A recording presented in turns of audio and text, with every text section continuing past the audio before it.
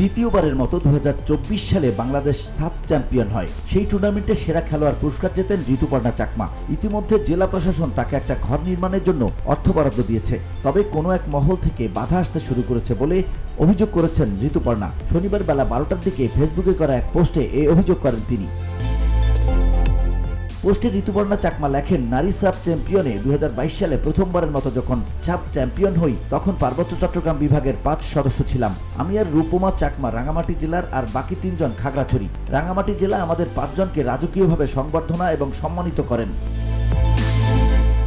সে সময় স্বয়ং জেলা প্রশাসক আমার নিজ গ্রামের বাড়িতে এসেছেন, আমার ঘর বাড়ি ও যাতায়াতের অবস্থান দেখে যান। সেবারের রূপনা চাকমাকে বাড়ি নির্মাণ করে দেন জেলা প্রশাসন।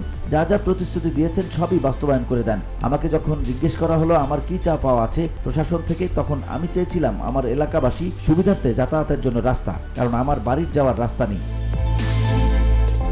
আমি আমার নিজের জন্য কিচ্ছু চাইনি। রাঙ্গামাটি জেলা প্রশাসন আশ্বাস দিয়েছিল রাস্তা সংস্কার করে দিবে এবং সেই সঙ্গে আমাকে জায়গা সহ বাড়ি করে দেওয়ার প্রতিশ্রুতি দিয়েছিল। স্বয়ং আমাকে ডেকে নিয়ে ঘাগড়া বাজারে খাস জায়গা নির্ধারণ করেছে এবং জায়গাটা আমারও পছন্দ হয়। সবকিছু ঠিকঠাক হয়। যাই হোক, রূপনার সবকিছু বাস্তবায়ন হয়েছে। আমার মনেও বিশ্বাস, আশা ছিল প্রশাসনের কাছ থেকে আমারও সবকিছু বাস্তবায়ন হবে।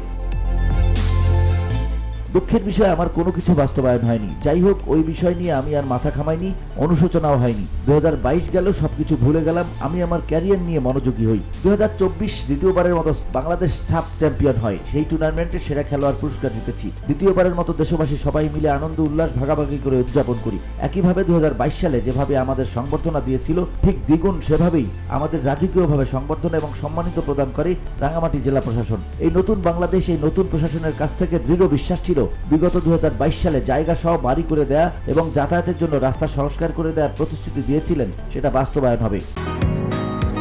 বসুন্ধরা, উত্তরা, বনশ্রী, কুড়িল ও বাড্ডা সহ রাজধানীর বিভিন্ন স্থানে অভিজাত ও অত্যাধুনিক মানের ফ্ল্যাট কেনার এক নির্ভরযোগ্য প্রতিষ্ঠান প্লেজেন্ট প্রপার্টিজ লিমিটেড। তাই আপনার স্বপ্নের আবাসনের জন্য আজই যোগাযোগ করুন। Pleasant Properties Limited, where destiny matches eventually. দেরিতে হলেও কিছুদিন আগে আমাকে ইউএনও কাজী আতিকুর রহমান স্যার খুশির সংবাদটি জানিয়ে দেন।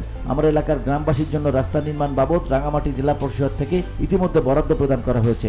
1 মাস আগে জেলা পরিষদের মুখ্য নির্বাহী কর্মকর্তা এবং সংশ্লিষ্ট জেলা পরিষদ সদস্য রাস্তাটি পরিদর্শন করেছেন। ইউএনও নিজ উদ্যোগে আমার বাড়িতে সুপেয় পানির জন্য নিজেই গভীর নলকূপ স্থাপন করে দিয়েছেন। ইতিমধ্যে জেলা প্রশাসক আমাকে একটা ঘর নির্মাণের জন্য অর্থ বরাদ্দ দিয়েছে। প্রশাসন রাস্তা এবং জায়গা সহ বাড়ি করে দেওয়ার অনুমোদন সম্মতি দিয়েছে।